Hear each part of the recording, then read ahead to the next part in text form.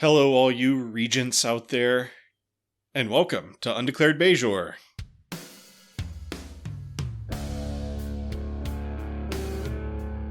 How many regents do you think are out there? I have a feeling a lot of regents listen to this podcast. I don't know why. We're regent friendly though, for sure. Unless you are a genocidal regent, then. Oh, is that not like a requirement for the position? Oh, it might be. I don't know. Maybe. But we want more people around to listen to us. So. Oh, fair. If you're out there killing people, we don't like that. Anyway, my name is Fletcher. About to say hello is Data. Yo. Today we're going to recap and discuss Star Trek Deep Space Nine Season 5, Episode 18, Business as Usual. Alternate title, Quark of War. Yeah, no, I get it. Good. So it's a good Nicolas Cage movie. Kind of obvious, but... Not Quark of War, but... No. Quark of War had... That movie was called Quark of War, right? Just in case this is your first time watching Star Trek Deep Space Nine, we will attempt to only discuss spoilers up through this episode, but proceed at your own risk. Other stuff is totally free to be spoiled. And will almost certainly be. Yes. And the one thing that you don't want to be spoiled will be spoiled. Yep, that's going to be the thing. And I've been watching lots of stuff, so I have lots of stuff I can spoil. Oh, good. Yeah.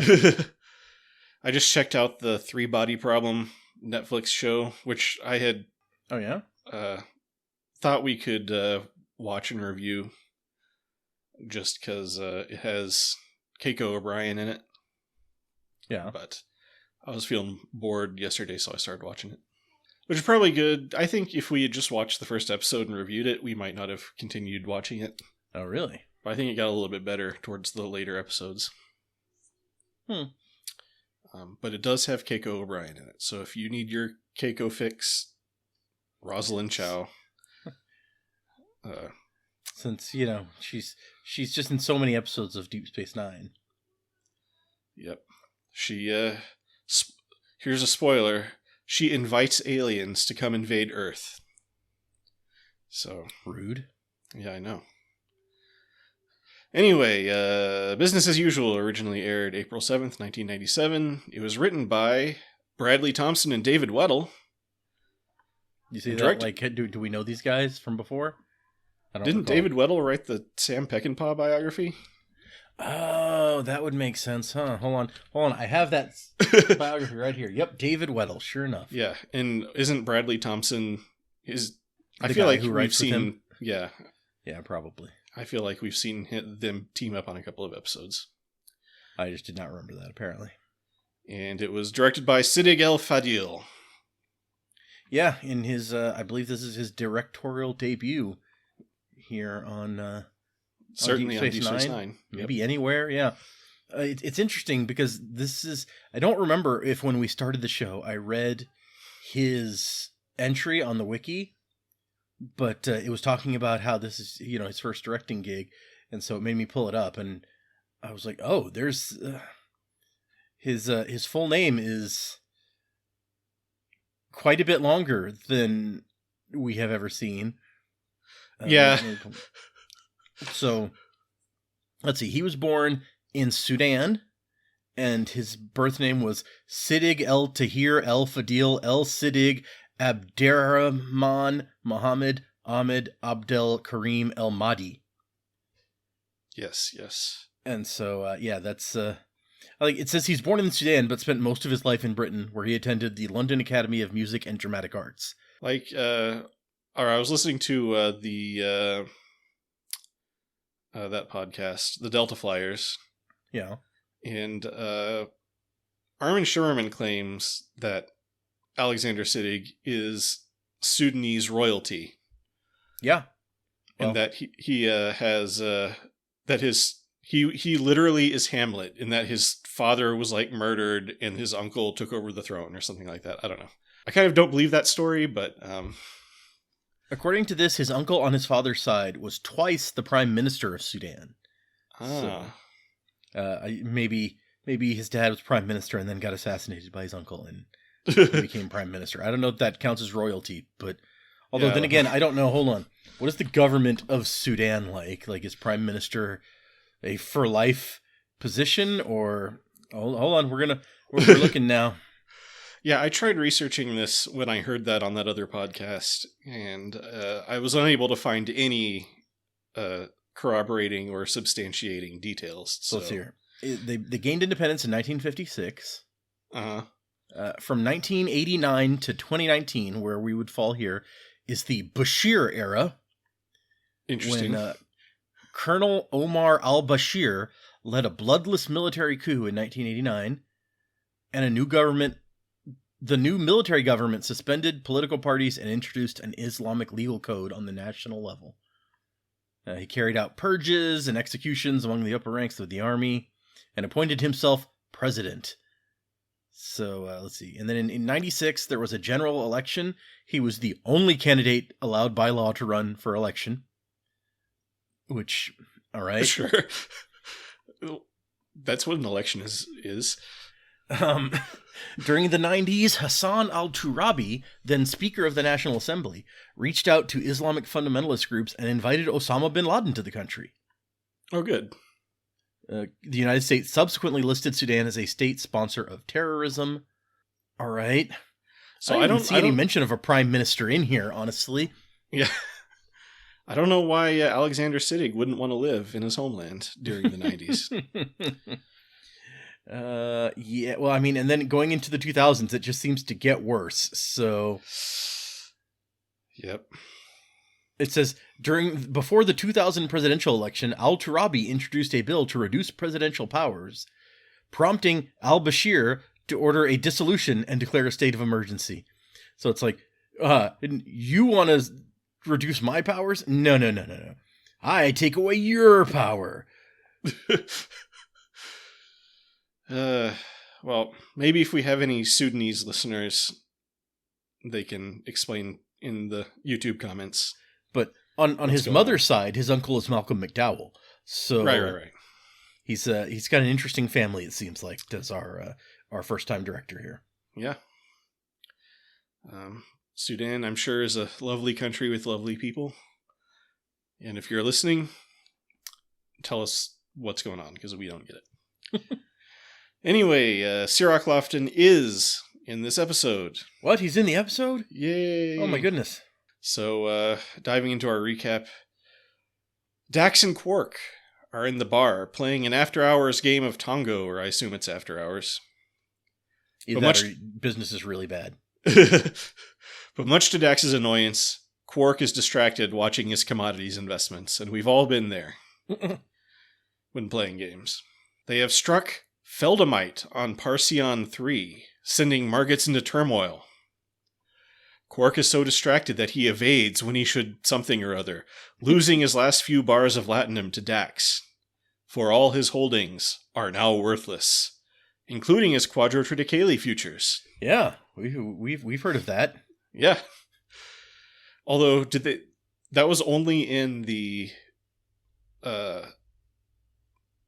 original series version of that episode, right?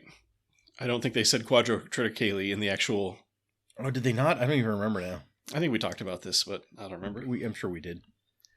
But I mean, who's going to spend money on Quadrotriticale when Feldamite is so abundant and cheap? This is an excellent question that I wish the episode would delve more into. Right. We need less Star Trek-y stuff and more like explanation of economics. Yep. But to make matters worse, the bar is triple leveraged, and Quark's loans are about to come due to some very unforgiving people. And to make matters worse, Quark has an unexpected visitor. Cousin Gaila. The guy who tried to blow up Quark that one time, but wound up sending him back in time instead, as Dax points out, while Gaila creepily umoxes himself staring at her. Yeah, it's definitely creepy. But no time travel shenanigans today. Well, that we know of. I mean, this Gaila could be Gaila from the future. Ooh. Yeah, I mean, he apparently has unlocked the secret of time travel or something, so... Mm-hmm. But Gaila is here to offer Quark a job as an account man in his arms dealing business. And Gaila doesn't care about that FCA embargo against Quark, because he's an arms dealer. Quark has brief reservations, but he quickly overcomes them when he learns how rich he's going to grow on just a 5% commission. Yeah, I love when he tries to negotiate and Gaila's like, just look at the numbers. Yeah. And he's like, oh, never mind, okay. He's like, no. 5% is enough. Meanwhile, or the next morning or something, in a B-plot ripped straight from the pages of every sitcom, Jake Sisko shows up at the O'Brien household for some reason to find the chief pacing around with a big bundle that we assume is the new baby, Kirayoshi. O'Brien explains that Keiko is down on Bajor getting some blight under control, which sounds like a way more interesting plot than this baby plot. And the chief is all by himself taking care of the baby, who just won't go to sleep. Well, you're in luck, Chief. Ace babysitter Jake Sisko is on the case. He offers to watch the baby while the chief works, but as soon as Daddy gets more than a few steps away, the baby starts crying. Miles decides that he has no choice. He's got to take the baby to work. Just the look on Jake's face when, he's just finished bragging on what a great babysitter he is, and then the baby cries for 1 second, and Jake is like, "What do I do? Like, I don't know. What is this thing that's happening?" And I'm just like, have you never babysat before? Like, babies cry, particularly when a parent leaves, because, they're upset about that, and then you take care of it. That is what babysitting is. I don't know what you expected. Well, I think his only babysitting experience is from Ensign Pram or whatever. Yeah. And the little babies that have little wings. Yeah, maybe the hatchlings are more mature in that way. I don't know. Yeah, they just don't cry or something. Because he seems pretty baffled. Also, the original reason for Jake Sisko's visit is never explained. That is an interesting point I hadn't considered. Yeah, no, okay. Back at the bar, Quark does a thorough Is Anything Odo inspection ahead of their legally questionable business, which I will point out is in the middle of a crowded bar. Yeah, okay. First off, I don't know that shaking or jumping on the bar stool is going to reveal Odo. Like, if he's good at what he does, he will remain in form for that. Right. But also, look, either what is happening is legal or it's not legal. If it's legal, then why do we care if Odo is secretly hiding? If it's not legal, then you're way too open with the whole thing regardless. So I feel like that is one of the faults of this episode, is that they want it to feel like we're on this line, and I don't think that we actually are. Right. But yeah, Gaila thinks Quark is being paranoid, but we know he's right to be paranoid, so... Look, I mean, if Odo really wanted to figure out what was going on, nothing Quark is going to do is going to stop him. So I don't think there's any point. I think as soon as Gaila showed up on the station, Odo probably figured things out. Certainly should have. But then a creepy British guy walks into the bar, whom Gaila introduces as his partner, Haggith. Also, Haggith brought his girlfriend or something, who doesn't do anything all episode but sit around with her distractingly big forehead. Yeah, she just hangs out in the background of stuff, and it is a little bit weird, yeah. Also, fun random fact, Stephen Burkoff, who plays Haggith, was also in A Clockwork Orange with Malcolm McDowell. Oh, was he one of the gang? Well, let me see. Exactly who you played in that. Man, he's got a lot of credits right up to 2024. He's still going. Nice. He was in Red too? Oh my goodness. He played Detective Constable Tom. Detective Constable Tom. Oh, is he the guy who arrested Malcolm McDowell or whatever? I don't know. I've only ever seen The Clockwork Orange like one time, and I have no desire to watch it again, so I can't answer more specific questions. So anyway, yeah. Oh, and also Gaila, I was like, have we seen that guy as a Ferengi before? And I looked it up and we haven't. But he was Raphael in the Ninja Turtles movie. Nice. So nice. Some cool cast. And we have some more cool casting later in the episode. Quark and Gaila take Haggith to the holosuite, which Quark has repurposed as a virtual showroom for deadly weapons, which we learn when Haggith takes a fake-out shot at Quark. Which, Quark should not be at all uncomfortable by this, but he does freak out about it, which is weird to me. Nah. Okay, but here is my biggest, this section is my biggest issue with the episode. Uh-huh. Because they're like, oh my gosh, this is genius.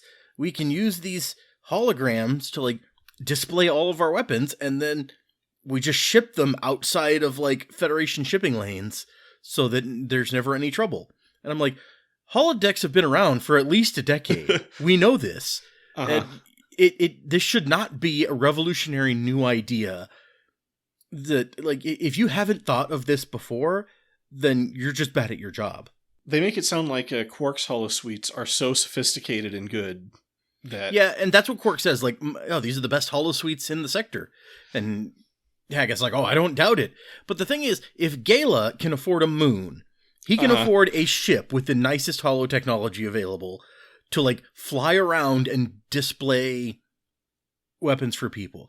The saving grace of this, I think, comes later in the episode, where we find out that Haggith has done the Bajorans a favor, and they don't want to stand in the way of his business, right? Right. So that, to me, would have been a better selling point here than acting like holograms is a revolutionary new development in the weapons dealing business. It's like, look, it's difficult to find a place where people feel safe to go and make these kind of deals, but where we can also, get away with what we're doing without getting in trouble. Mm-hmm. This is a Federation station. No one is this isn't a bad neighborhood. No one feels like they're going to get mugged showing up to Deep Space Nine. But at the same time, because it's in Bajoran space, we can get away with stuff the Federation wouldn't let us do. And so, when that came up, I'm like, oh, that's the selling point. That is why this is a unique confluence of events because even my earlier suggestion about you just fly around in a ship with a holodeck, some people are not going to feel real comfortable going aboard the ship of some shady weapons dealers, right? So, yeah, to me, there was a much better selling point that they gloss over, and they're just like, oh my gosh, holograms! Why did no one ever think of this before? I don't know. The impression I got was that Gaila mainly came for Quark and his bar and his just natural salesmanship and networking skills. And then I think maybe later he was like, hey, what's that up there? He's like, holosuites. He's like, holosuites? That gives me an idea. That's how I read it. But I mean, Gaila acts like this is the selling point to Haggith. He's like, yeah, look, I've recruited this guy, and it was all Quark's idea to do this hologram thing. And Haggith's like, oh, I like you, Quark. And so, for Gaila, maybe you're right. Maybe it's he wants to retire, we find out later. And he's like, Quark has that oomph of the salesman to get this done, and we just need a different approach to sell Haggith on it. Right. But, yeah, it's still, when we got to this part of the episode this time through, I was like, wait, what? What? Back in season 1 of The Next Generation, we had holodecks that were so realistic that, the snowball flies out and hits you in the head. Right. And when the guns shoot you, you really die. Exactly.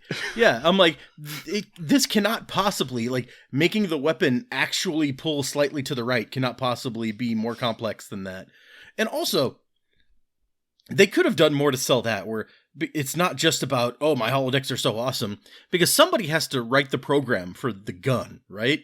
And so you could have been like, oh, Quark is really good at writing programs, and he did all the research to show how these just show these weapons perfectly as they work. But we don't hear anything about that either. It's as if he walked in and was like, computer, create a Breen CRM-114, and then the computer did, and Quark takes credit for how great it is. Oh, hold on. My thought I was talking to it. Cancel. So what I'm hearing is that this is possibly a nitpick of the week. Yeah, quite possibly. I'm willing to grant that as the nitpick of the week. Anyway, yeah, Haggith is impressed by the high quality recreations, and he also lets slip that he occasionally likes selling weapons to opposing sides, which is a dangerous thing to do, as we will learn later in the episode. But the riskier the road, the greater the profit. Is that a rule of acquisition? It is a rule of acquisition, and it gets... I don't think that he mentions it being a rule of acquisition, but he does do the quote. Because there's a time when he says, like, don't quote rules of acquisition at me. Or he says something about that. He's like, did he say a rule of acquisition? That is rule of acquisition number 62. Oh, nice. Oh, I think the thing is, it's been mentioned before, so I guess they didn't need to quote it. Because apparently it comes up in the episode Rules of Acquisition and also Little Green Men. Oh, wow. So I guess they were like, we can just quote it at this point. People know it's a rule. Little Green Men, the episode where Gaila tried to kill Quark. Indeed. So Gaila seems confident that there will be no legal problem brokering arms deals on board a Federation-administered station. Perhaps he's thought this ahead. But he credits Quark with the idea, putting Quark immediately on Haggith's good side. I was watching this documentary lately where it was like on Netflix, where it was like this massive fraud embezzlement scheme in Indonesia or somewhere that the FBI cracked. And then like the FBI people were like, people were so confused. Why is the FBI investigating this? And anytime you do any transaction through an American bank in American dollars, that falls under the FBI's jurisdiction. And since they like moved some of the money through an American bank, like we basically got access to the whole criminal enterprise. Well, they shouldn't have done that then. Yeah, that was not a smart thing to do. So I'm just thinking, like, Also, it's like arranging an arms deal on the space station still seems like a thing that should be illegal, but well, that's the thing. I don't even know if it's illegal within the Federation. I feel like we've had episodes of like Next Generation and stuff where arms brokering has been going on, and it's not. I don't know. It's really unclear to me about the legality of, because even in a minute when like they arrest Quark, like when Kira comes in, she's like, the Bajoran government doesn't want any interference with the legal operations of Haggith, blah, blah, blah. So it's not against Bajoran law, clearly. I don't know if it's against the Federation law to sell guns to people. I mean, the Federation gives weapons to people sometimes. I don't know. I don't know what we don't, and I don't feel like it's stated very well what the rules are, which is part of my second issue, but I'll get to that when we get to it. All right. But we also have the moment here where Haggith is like, "Don't cross me." Yeah. And I forgot when that moment was. I meant to. Yeah, but that's very important. Is that Haggith, unlike most people, does not like to be crossed. According to the wiki, it's that line is an homage to the 1983 film Scarface, in which Paul Sheenar's character warns Al Pacino's with a nearly identical threat, though the word cross replaces a much more colorful metaphor. Excellent. Yeah. So yeah, they get right to work. Quark finds it easier than expected, switching from selling sandwiches to selling weapons. Quickly, Quark's debts are paid off by Haggith, who decides to withhold profits until all debts are settled to remove the element of temptation. Probably smart. But Haggith gives Quark a gift of Andarian glass beads, which by themselves are apparently worth a fortune. So, Quark does come out ahead in this episode. Yeah. If you count those beads. Right. And he's so impressed with this gift. Haggith apparently takes care of his people, you know? Yeah. Back at Chief O'Brien's story, he's getting along just fine carrying the baby everywhere, even when playing darts with Dr. Bashir. Julian is skeptical of the need to be constantly holding the baby, so the Chief demonstrates by putting the baby down, like out of frame, causing the baby to cry. Then he picks the baby up and gets back to the game. I mean, whatever works for him. Yeah. Quark gets some umox from Haggith's lady friend, and then gets another unexpected visit from Odo. Odo drags Quark to the security office to sweat him over the weapon sales, but then Sisko and Kira come in to reluctantly announce that the Bajoran government don't want Haggith and company interfered with, due to Haggith supplying the Bajoran resistance during the occupation. But Sisko and Kira make it very clear, one slip up and Quark is finished. So here's my other thing about the episode, is that everybody is instantly like, oh, we hate Quark now, he's stealing weapons. Right. And I'm just like, look, in this future world,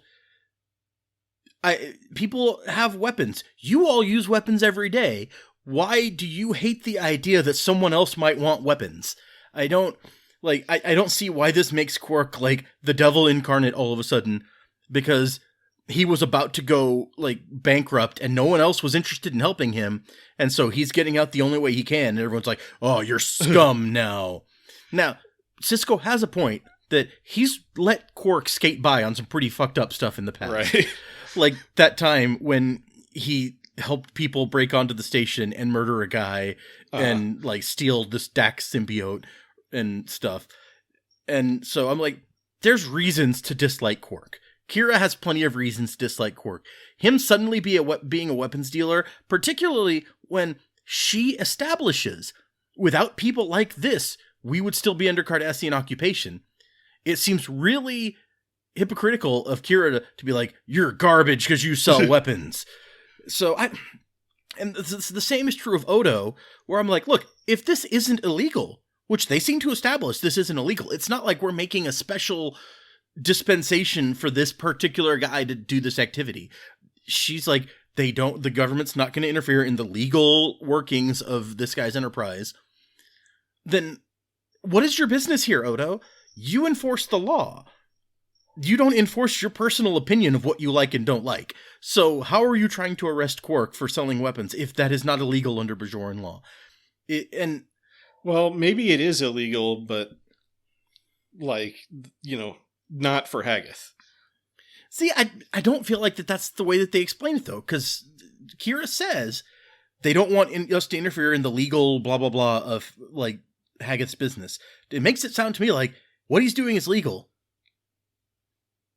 But, and so then at the same time, the Federation guys who, we've dealt with people who trade in all sorts of stuff, including weapons in the past. We've seen the Enterprise, like, deal with all sorts of different merchants. Some of which are more messed up than other ones.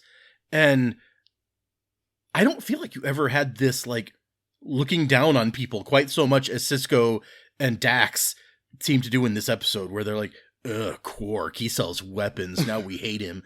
And it's just really strange to me that this is the line where, now, when we get to Quark's personal line later, because to me there's also a difference between selling guns to people and selling weapons of mass destruction, as in plagues and stuff. Yeah. Like, that's a line that we draw in our modern society, where there is a big difference between selling AK-47s and selling engineered viruses. But right. maybe in the future, where the guns can get really big, it's not as clear a distinction. I don't know. Yeah, I mean, I got the feeling they kind of understand that Gaila is on the not good side. Like, he's not always supplying, like, the plucky Bajoran rebels. He's dealing mostly with people like the Regent. So I think that's maybe their main objection, is that they know this is like the bad kind of arms dealing. This is one of the bad ones. If there is a good kind of arms dealing. I don't know. I'm not here to make those moral judgments right now. But yeah, Gaila, Quark, and Haggith go to celebrate. Haggith explains he knew the Bajorans were going to win because the Cardassians were overconfident. So he made a long-term business decision to sell cheap now and reap the benefits later. Meaning now in the story. Mm-hmm. Then another one of Haggith's accounts guys comes in, and Haggith's cheerful demeanor quickly sours as he chews the man out and fires him for losing an important account to the hated Metron Consortium. Oh, man. Freaking Metron guys. I mean, it's bad enough, like, we lost that customer, but the Metron Consortium? Or Consortium? Back at the bar, Quark is a little annoyed that business is down because Starfleet has been forbidden from going there or something. But Gaila says, don't worry, you're making enough bank on weapons. In fact, the Regent of Palomar himself is on his way to the station, looking for some shootables. You know, that well-known Regent of Palomar. Yeah. Well, Quark doesn't know him, but when he finds out, you know, what an important and rich guy he is, he instantly is like, oh, well, he should expect everything to be great. He is a regent, after all. Oh, and did you hear about that guy Haggith fired? Well, it was a little bit more like fired into the sun, if you know what I mean. Ha ha ha, that Haggith, what a temper. Yeah, it's like, yeah, that guy's ship totally blew up. Ha ha ha. Like, if you hadn't said that, I feel like Quark would have been a little more comfortable in what is happening. Yeah, Quark is a little disturbed. He goes to the Replomat and orders a double snail juice, extra smooth. Although there were shells in there, so I don't know what the distinction is between like extra shells and extra smooth, but I guess Quark likes extra smooth, Rom likes extra shells, so. It seems weird to me that Quark is going to the Replomat for any kind of drink, but I think he just wanted an excuse to talk to Dax. He's going to talk to Dax. So yeah, he tries to make chit-chat with Dax, but she acts icy towards him, not buying any of his lame rationalizations for arms dealing. Then Dr. Bashir examines baby Kiriyoshi and gives the tentative diagnosis of premature awareness of life's existential isolation, for which he can offer no treatment. But O'Brien's neck sure is starting to get sore, which the doctor can help. In preparation for the Regent of Palomar, Quark shows Gaila and Haggith all the fancy dishes he prepared. You know, he called the Regent's cook and got all his favorite recipes. Haggith pulls one of his classic fake-outs and starts shouting angrily, but psych, he's actually really happy and impressed. Haggith's sense of humor is really messed up, I have to say.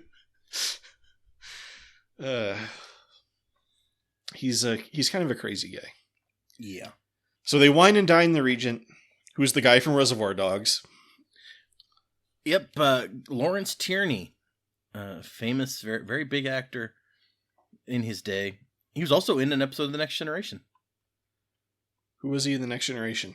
He plays in The Big Goodbye. He plays like the big mobster guy in the holodeck who shoots that guy and then walks off the holodeck and vanishes. Nice. Although he's a very old school personality. There's a story about his appearance on The Next Generation where he calls Will Wheaton the kind of name that we can no longer say on the air. He asked him like, "Oh, you play football, kid?" And Will Wheaton says no because he's an actor, he's busy. And then he's like, "Whoa, what are you? Some kind of?" And then he says some inappropriate stuff to 15-year-old Will Wheaton.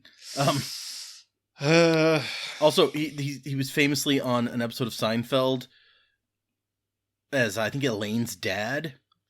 And he had a butcher's knife hidden under his jacket and like pulls it out and like starts waving it around, quote, jokingly at Jerry Seinfeld, and was subsequently not invited back onto the show. He sounds like not a very pleasant guy. Yeah, that seems to be the consensus in modern Hollywood, is that or even I guess 90s Hollywood, that right. he's not the easiest guy to work with. Although I don't think this is like him being a man of his times. I think this is just him being an asshole. Yeah, no, yeah. And apparently he had a stroke right before he was on the show.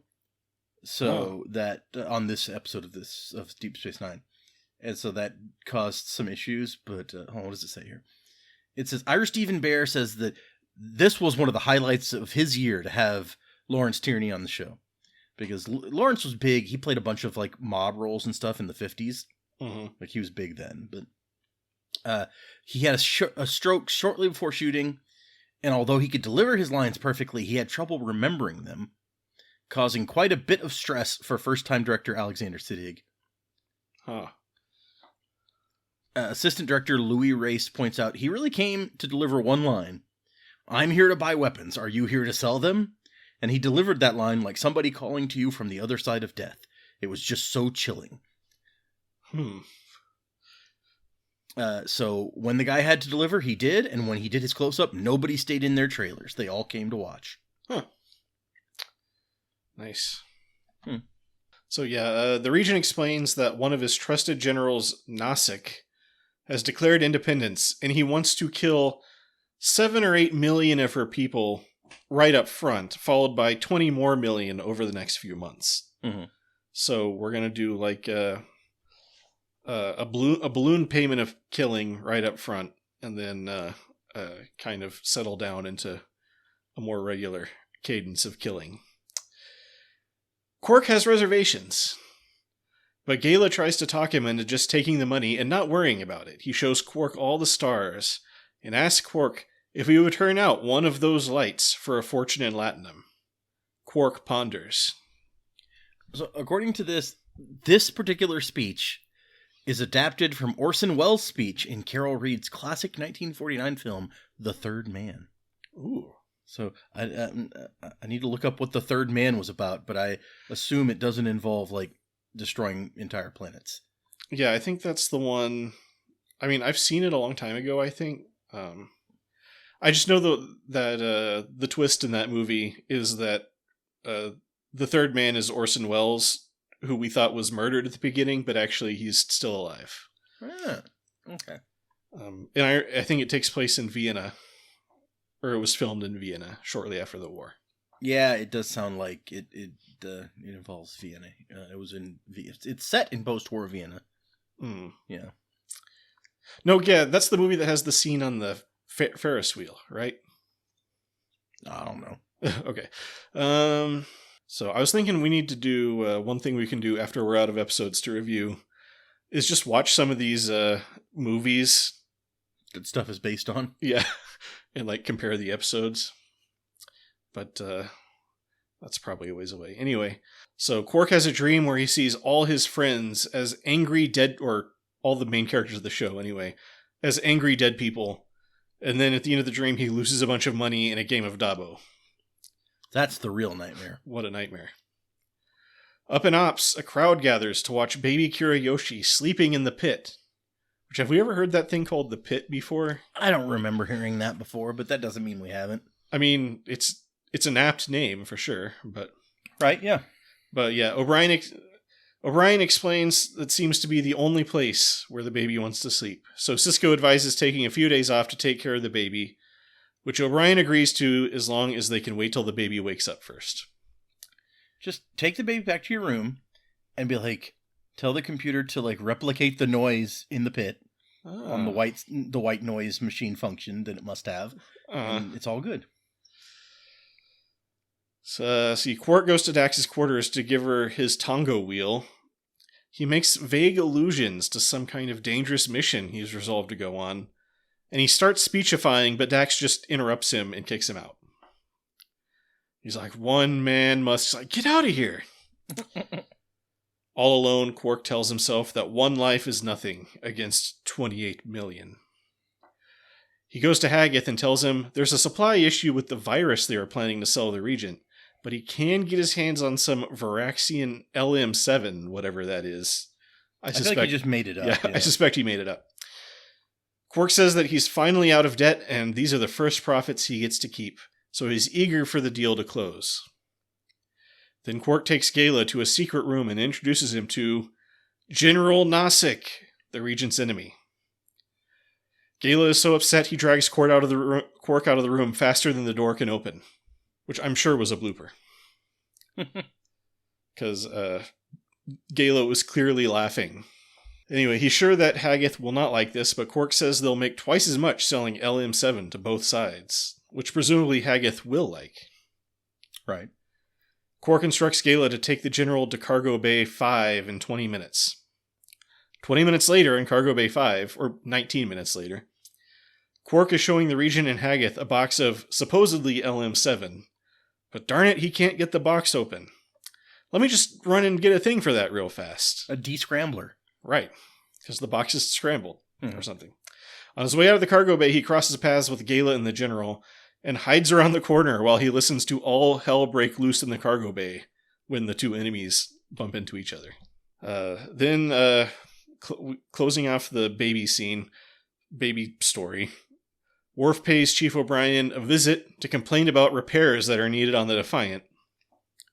Which, go to a guy's house to whine about that? Well, yeah, he's like, you're supposed to be starting today. And O'Brien's like, I got the day off. And Worf's like, ugh. Yeah, no can do, says the Chief. I'm taking care of the baby. Speaking of which, can you hold the baby while I go get his bottle? Once again, are there any other engineers on the station? But much to the Chief's amazement, the baby doesn't cry when Worf holds him. The baby is finally ready to sleep.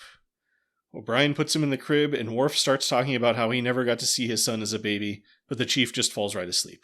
And Worf stands awkwardly in their room. Yeah, Defiant's not getting fixed today. I'm sorry. Like, the whole station and the Defiant shouldn't be, like, all repairs shut down just because O'Brien is taking the day off.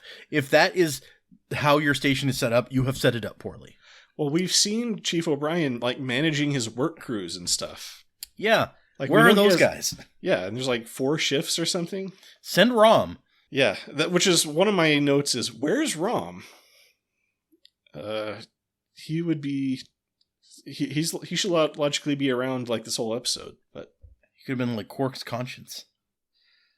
Yeah, I guess he's him and Lita are on vacation or something. I don't know. Yeah, maybe. So Quark goes to Sisko's office where the captain threatens to bring him up on charges for the shootout in Cargo Bay 5. We learn that Gaila and Haggith barely escaped the station, and General Nozick sent a, quote, purification squad after them, and it doesn't sound like they intend to sell them or tell them about Jesus. Nope. Also, the purification squad already caught up with the Regent. So did nobody die from the big fight in the cargo bay room? I mean, I felt like the Regent or the General or somebody should have gotten killed there. Yeah, everybody's just apparently a really bad shot. Or maybe only those guys in hoods got shot. I don't know. But Quark is not upset, and Sisko doesn't seem that bothered either. But Quark does have to pay for the damage in the cargo bay. Luckily, he has those glass beads that are supposedly worth a fortune. Mm-hmm, mm-hmm. But he does ask to pay in installments, which Sisko says fine by me. Yeah, it's a very weird line delivery from Sisko at the end, where he like gives him that cold stare, and then he's like, works for me. And I was like, all right, dude, are you taking like a lesson from the Haggith School of Comedy? So to end the episode, Quark plays a cheerful game of Tongo with Dax, in whose good graces he seems to live once again, but she's not giving him the Tongo wheel back. The end. You can just replicate one, my dude. It's not that big a deal. This is like Lucky Tongo wheel or something. So, lots of notes about kind of the source of this and the response to this episode. We got, during their first pitch session, Thompson and Weddle were told by our Stephen Bear that he wanted a story where Quark runs up against the limits of his greed. Mm. This episode was the result. As Hans Beimler explains it, Quark is a Ferengi businessman. That's something he's proud of, that has significance for him. He's not a weasel. Business as Usual is a great story because it tells us how far Quark has been pushed and to what depths he's willing to go. Mm. It says he's never completely comfortable with what happens. He kids himself for a while, but then they start talking about 28 million and he becomes a man in tremendous turmoil. Yep. Thompson and Weddell base the outline on this episode, or of this episode, on real life events. As Weddell explains, we'd heard that Russian scientists were pulling plutonium out of warheads and selling it. Knowing that Cardassia was at this point in the series falling apart, we wondered what would happen if the planet decided to sell its weapons. Did that happen in the episode? Well, no, because actually at this point, Cardassia is not falling apart because they've just become part of the Dominion. Right. So I think that probably when they pitched the story, they didn't know that was going to happen. Right. When asked if he thinks Quark would have gone ahead with the deal if fewer people were going to die, Bradley Thompson replied, "We just found one line of Quark's greed that he wouldn't cross. We haven't found the bottom line yet." Okay, so we have a definite upper bound, but it's not like, it's we think we can bring that bound lower. It's like 20 million, he still would have been upset about. 8 million, maybe he's okay with it. It's like the twin prime conjecture. They've got the 40 million difference prime conjecture proved. And if they can move that 40 million down to 2, then they'll be good. Okay. A little math reference there. This episode's a favorite of actor Armin Shimmerman, who says that he really likes that Quark has an actual problem to face, a real dilemma. Having lived with Starfleet for so many years, he's begun to acclimatize to their culture, as anyone who lives in a foreign culture.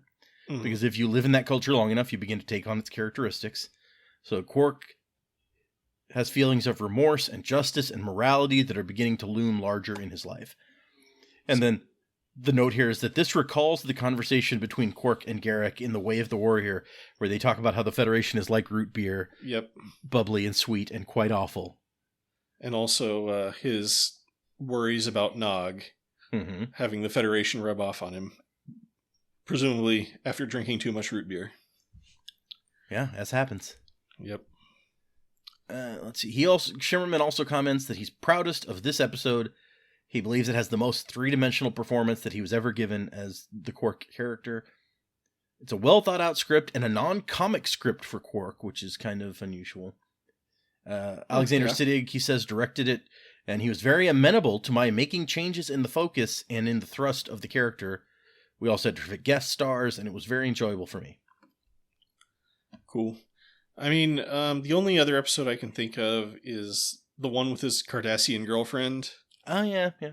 Where we learned that he was, selling food to the Bajorans at cost or something. Yeah, it's crazy. Which for a Ferengi is Yeah. That's as generous as it gets. Yeah. I do like this idea that to me it makes it sound like, Alexander Siddig was kind of a pushover as a director, where I was like, can I do this instead? And he's like, yeah, okay, go ahead. Well, you'd think actors, they're happy to let other actors, do stuff. Especially when it's their character, and he's like, if Armin Shimmerman's like, I feel like that my character, it would make more sense for my character to do this. After they've been doing this for 5 years, I feel like another actor is definitely going to be the person who's like, oh no, yeah. I get that feeling. Yep. For his part, Alexander Siddig was, quote, relatively happy with the episode. He commented, there's 100,000 things I'd love to go and do again, but by and large I was happy with it. Armin was fabulous. It was a technically complicated part for him. Thank God for him, or I'd have been in all sorts of trouble. It's cool. Yeah, I mean, he's just like, he had to carry that episode, and he did, so It worked out for me. I have faith in Armin Sherman. He's an old hand at acting. He's been doing this a while. And then the last note I have is midway through the episode, Quark is demonstrating the Breen CRM-114. This is a reference to the CRM-114 device found in B-52 bombers in the film Dr. Strangelove. So there you go. What was that, the code device or something? I don't know. I don't even know if I've ever seen all of Dr. Strangelove. I know at least some of it, but I watched it not too long ago. Because one of the problems, they have a code device, but their code device breaks or something, so they can't communicate with the bomber. I saw it not too long ago, but I also have forgotten most of the movie apparently. Okay, so I had to Google it. The CRM-114 discriminator is a fictional piece of radio equipment in Dr. Strangelove. Right. Okay. Yeah, because it's it's the thing they send their instructions for their secret plans over, and then something happens and they can't undo the plans, and that's why the bomber drops the bomb and the world ends. So spoilers for Dr. Strangelove. The code became a running joke in Kubrick's work and outside, where Kubrick uses a near homophone of CRM-114, Serum-114, for the name of the drug injected into Alex in A Clockwork Orange. Oh. And then in Eyes Wide Shut, the morgue Bill visits is stationed in the hospital's corridor C, room 114, so CRM-114. Huh. Let's see what outside of Kubrick works. An amplifier in Doc Brown's laboratory in Back to the Future is labeled CRM-114. In the 1996 film Executive Decision, fighter pilots received orders to shoot down a hijacked Boeing 747 over their CRM-115 device. So we've advanced slightly technologically. They finally came out with the new model. On the TV show Heroes, CRM-114 is the catalog code assigned to the Kensei sword that Hero is searching for. Huh. So this is just a running gag in Hollywood. Yeah. Funnily enough, Malcolm McDowell is the current owner of that sword. Huh. in that Heroes episode. Oh yeah, I forgot he was in that show. Yeah, because he's like, was he Peter's? No, he wasn't. Was he Peter's dad, was... or he was from that first generation of super powered people or whatever. I don't think he was Peter's dad. Who remembers? And then there's other ones, but those were the most interesting ones for me. So. All right. Well, you ready to move on to reviews? Yeah, let's do it. All right. What'd you think of the episode Business as Usual? So I had some serious problems with the episode, as I kind of elucidated on before here. But honestly, this is one of my top Ferengi episodes. Maybe my favorite Quark episode, actually. I like getting to do this different thing for Quark. Like Armin Shimmerman says, he's not doing comedy. He's doing like a real story with, for him, real stakes. And unlike the Federation people on the station, I'm like, I get why he would do this. Like, this makes perfect sense to me. And it's interesting to see him be actually good at this job also. It's not like one of those things where he goes and he's doing this and he doesn't like it, or Gaila is having to drag him through it and you're just waiting for him to fail and Hagath to like murder him. Like, Quark you could see Quark doing this and being very successful. Yeah. And it's also interesting, as they point out, like, this is something that 5 years ago, right after the Cardassian occupation, when he was folding up his bar and going to move on, you could see him maybe doing this. But now, after 5 years of exposure to like the Federation and the Bajorans and marinating in their society and their morals, he's starting to, he's like, geez, 28 million people, that's messed up. So I think that this is one of the few episodes that we actually get to kind of develop Quark, or show how he's developed at least. Yeah. And he's not played as a joke. I like Gaila. I like Hagath. I think that these are some really good guest stars. And aside from, like, I really wish that they'd gone more subtle with the reactions of everyone else. I also don't, we talked about how the B story is just kind of it's barely even something I could call a story. So that kind of drags it down a little bit, I think. But yeah, if they just had a more subtle hand with how they told the story and how they had other characters react, they have them react so strongly and so instantly that it seems like a caricature to me. But foundationally, basically, I really like this episode. And I like the concept. I like what they do with it for the most part. So this is on that line. Like, is it like Captain worthy, or I think I'm going to go for Commander, because it has so much that is kind of pulling down on it to me. But this is one that I feel could easily be a Captain if it was just a little bit different. Yeah. Yeah, I mean, the intent of the episode is clear, which is that we have to establish some kind of moral, ethical structure around Quark. Because he is, and this is a really long time coming. Yeah. Because, like we've pointed out, every time Quark does something just really shady, it's like, why is this guy not in prison? So I think I'm not as enthusiastic about it. I think the whole stuff with Quark realizing what his limits are, that's the good stuff of the episode. But definitely the Chief O'Brien baby stuff I could have done without. And aside from the stuff you mentioned, I feel like also just kind of the ending is a little, I mean, I guess it's kind of clever, but I don't know. It does feel very convenient that it's like, oh yeah, these two powerful weapons dealers, you're not going to have to worry about them because there's a purification squad after them. They won't have time to be mad at you. Yeah, it feels a little fast and a little too neat or something. But I mean, the main point is that Quark has to kind of make a personal sacrifice for, the greater good. And I didn't really think about it, but that is a good point that whoever it was brought that up. That's like, so 28 million, that's his like limit. But yeah, like this is like, especially because of the Chief O'Brien stuff, which I know isn't a big part of the episode, but it was kind of teetering on the line between good and bad for me. Okay. But I think the more, like, we talk about some of those quotes you had and stuff, like Armin Sherman really did a pretty good job.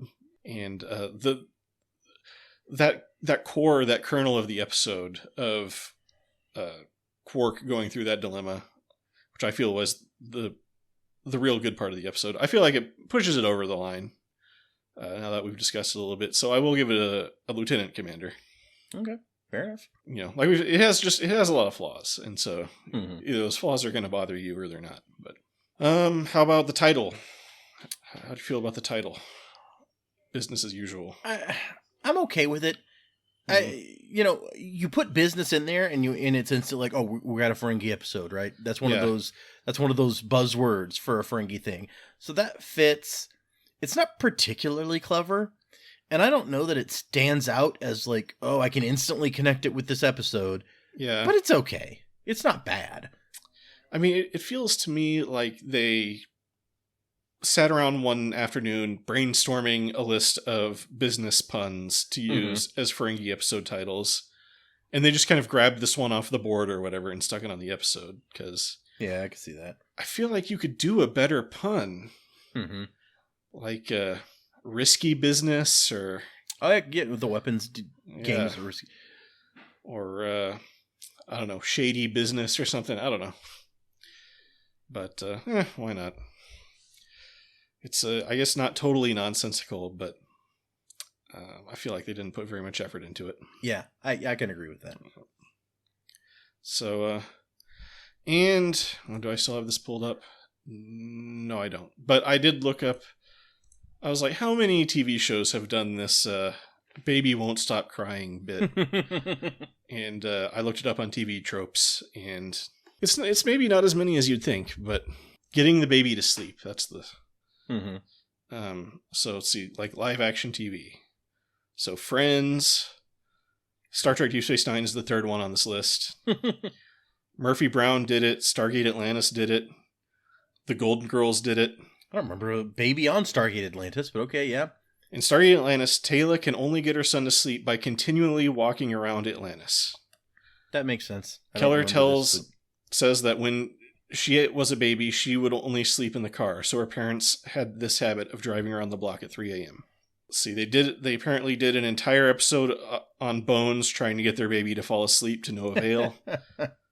They didn't investigate a murder on that episode? This feels like a much more old school trope to me. Like I would have thought you'd be reading like I Love Lucy and that sort of thing. I mean, Golden Girls is a little bit, but that's still like 90s, isn't it? Or 80s? I don't remember. And then How I Met Your Mother, Marshall and Lily insist on singing Marvin a very elaborate prop-filled lullaby before he goes that's to bed. true. I remember that.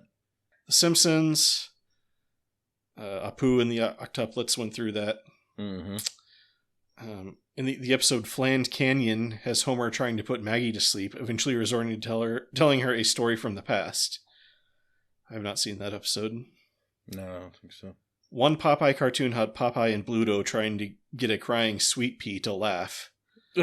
Naturally, it leads to an escalating war, and Popeye reaches for a spinach.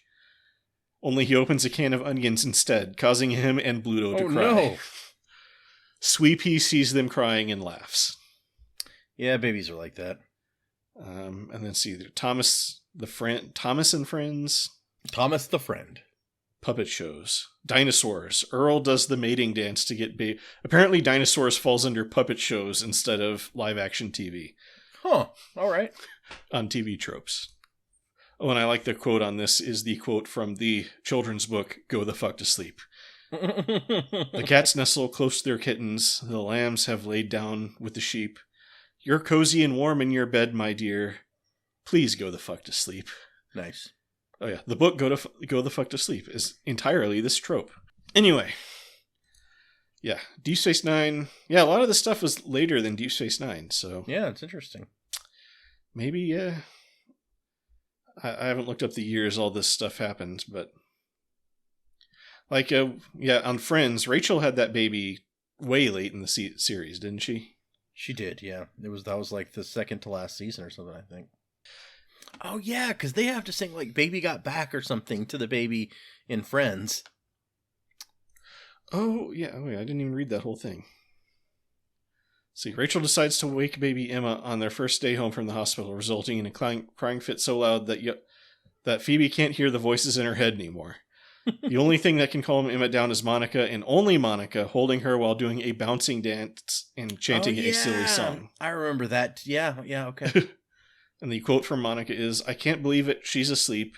I got her to sleep. I have actual magical powers." Yep. And then Rachel's like, "You are like the official baby put her to sleeper. Like, you're going to be on call 24/7. And Monica's excitement very quickly turns to horror that, like, this is now her job. Yeah, which I feel like that's a pretty common thing with this trope, is some unexpected person is the baby whisperer or whatever, which seemed like what they were going to go with Worf, but the baby was just tired, I guess. Well, I thought that the thing, because earlier O'Brien explains that the baby will be quiet with him because the baby feels safe with him. And so I thought that the thing was like, oh, the baby feels safe with Worf because Worf is big and intimidating. Oh, maybe. We don't see what happens when Worf leaves the room, so. It's true. Anyway, you got any more stuff? Nope, I don't think so. So, we thank you for joining us today. If you liked this review, go listen to the review for... What was that episode with Quark's Cardassian girlfriend? Oh, shoot. Hold on. We're going to find out. I'm going to Google Quark's Cardassian girlfriend and see what happens. Oh, when I Google Quark's it autofills with Cardassian girlfriend. Nice. Profit and loss. Okay. So, see, that was a better title. So yeah, go listen to that review if you still want to listen to something. You can find that episode and all our past episodes, and maybe future episodes if you're listening in the future, wherever you're listening to this. If you want to leave us comments, you can do that on YouTube. Otherwise, listen wherever you can find us. My name is Fletcher. About to say goodbye is Data. See ya. We look forward to seeing you for our next discussion. And remember, don't stand between me and I should have written down what those like fancy dishes were called. Quadriticale, obviously. Yeah. Once again, don't stand between me and the Quadriticale.